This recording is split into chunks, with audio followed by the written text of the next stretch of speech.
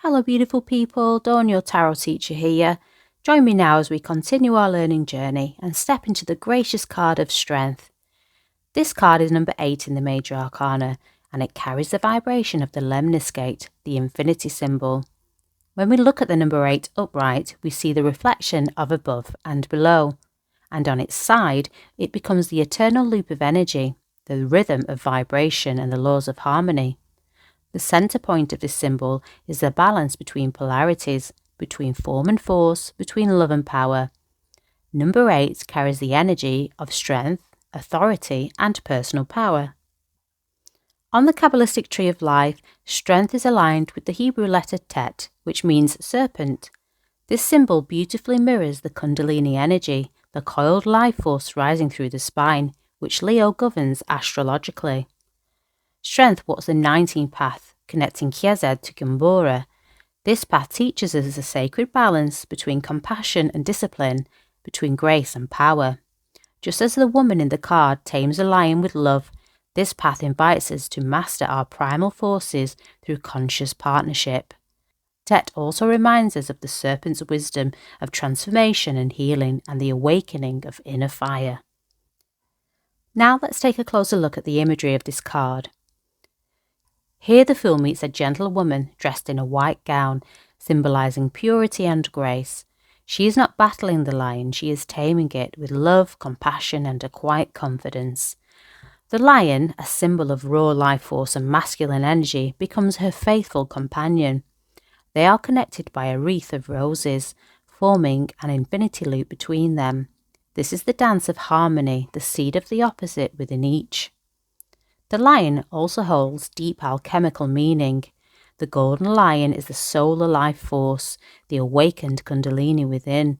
Through conscious partnership, we harness this power. You've probably already realised by now that this card is deeply linked to the Magician card. Both wear white robes, symbolising purity and wisdom and grace, and both hold the lemniscates above their heads. They are both calm conduits for source energy. The roses of the Magician bloom again in the Strength card's wreath, symbols of desire, creativity, and divine harmony. But while the Magician channels source through focused intention and conscious will, Strength channels source energy through graceful surrender and inner alignment. The Magician initiates with the mind, and Strength harmonizes with the heart. One commands energy, the other partners with it. The bright yellow sky reflects the solar plexus chakra, our centre of willpower, confidence and inner strength. In the background we see mountains representing spiritual attainment and the journey of the soul, the journey of self-actualization, which is the fool's journey. Strength is the feminine embodiment of power. It teaches us to love and appreciate all parts of ourselves, even the wild and untamed. It's about taming the ego with kindness, not suppression. It's the card of grace, of overcoming with quiet confidence, and of programming the subconscious with empowerment. Now let's take a look at the astrological correspondences of this card.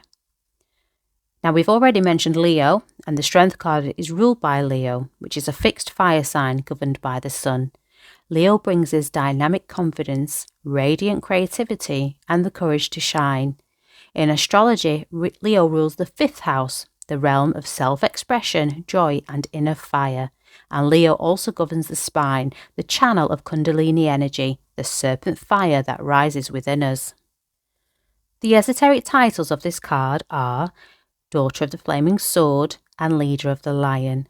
This card also echoes the ancient energy of Sekhmet, the lion-headed Egyptian goddess of war and healing. She is the protector of the sun god Ra, and her name literally means power. She embodies the fierce grace of this card, both warrior and healer. The core meanings of this card are, of course, strength, but not brute force, the quiet, enduring kind that comes from inner alignment. Vitality, the life force that flows when we are connected to source energy and living in harmony with our truth. Courage, the heart-centered bravery to face challenges, to do our shadow work and face transformation with grace. Power, the sacred kind which is rooted in love, not domination. It's the ability to influence reality through conscious intention. Willpower, the solar plexus fire that fuels our choices, our boundaries, and our ability to manifest. It's a card of peacekeeping, the wisdom to hold space, to calm storms, and to bring harmony where there is discord. It is a card of calm, the serenity that comes from knowing who you are and standing in your truth without needing to prove it. It's also a card of compassion, the gentle force that heals, connects, and transforms. It's the bridge between the ego and the soul. And it is a card of grace, the divine elegance of moving through life with softness, strength, and spiritual poise. In shadow, the Strength card reveals where our inner fire may be misdirected or dimmed. When we lose touch with our grace and conscious power, this card can show up as subservience, a tendency to shrink ourselves, to give away our power, our sovereignty in the name of keeping peace, or because you don't want the confrontation. It's the energy of being overly passive, allowing others to tame our lion instead of partnering with it. It can also manifest as fearfulness, where the lion within us roars with anxiety instead of courage. This fear may stem from past wounds, from old programming or conditioning, or a lack of trust in our own inner strength. The subconscious may be programmed to believe we are not safe to be powerful or not safe to be seen. And then there is selfishness, which is the ego's attempt to protect itself by dominating rather than harmonizing. Instead of taming the lion with love, we may try to control others or situations from a place of insecurity.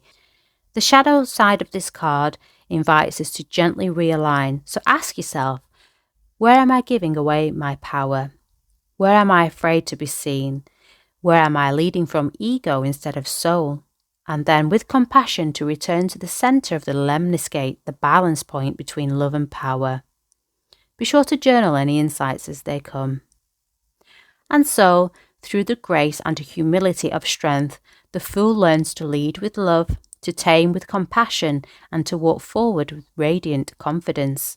The lion within is no longer feared, it is befriended, honoured, and guided by the heart.